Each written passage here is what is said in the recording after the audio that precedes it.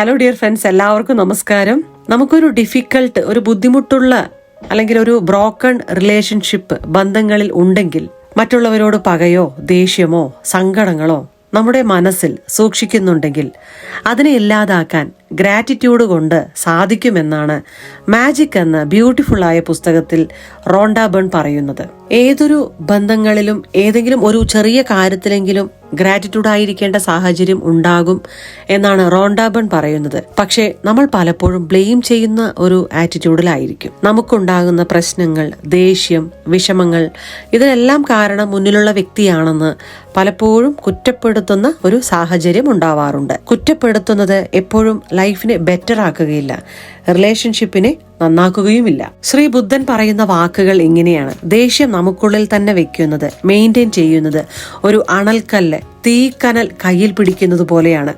അത് മറ്റുള്ളവരുടെ മേൽ വീശുവാൻ തയ്യാറായി നിൽക്കുന്നത് പോലെ. അത് മറ്റുള്ളവരുടെ മേലെ വീശുന്നോ ഇല്ലയോ, അത് കയ്യിലുള്ളത് വരയ്ക്കും നമുക്ക് തന്നെയാണ് ദോഷം.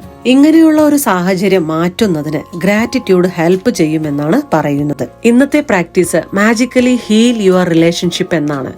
നമ്മളെ അലട്ടുന്ന, നമ്മളെ വിഷമിപ്പിക്കുന്ന ഒരു പ്രശ്നം എടുക്കുക. അത് സ്പൗസിൽ നിന്നായിരിക്കാം, ഫ്രണ്ടിൽ നിന്നായിരിക്കാം, അല്ലെങ്കിൽ മക്കളിൽ നിന്നാവാം.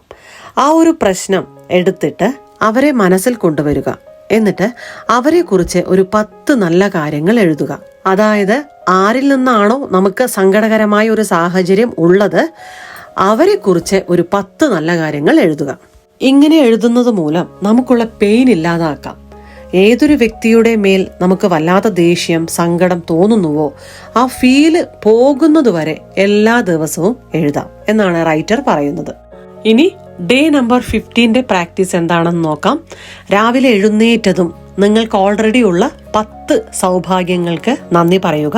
എന്നിട്ട് ആരുമായിട്ടുള്ള ബന്ധത്തിലാണ് ഇപ്പോൾ സങ്കടം, ദേഷ്യം, വിഷമങ്ങൾ ഉള്ളത്, ആ ഒരു ബന്ധത്തിൽ ഇതിനു മുൻപ് നടന്ന 10 നല്ല കാര്യങ്ങൾ ഓർത്ത്, സന്തോഷങ്ങൾ ഓർത്ത് നന്ദി പറഞ്ഞ് എഴുതാം. താങ്ക് യു പറയാം. അന്നത്തെ ദിവസം രാത്രി മാജിക് റോക്ക് പ്രാക്ടീസ്.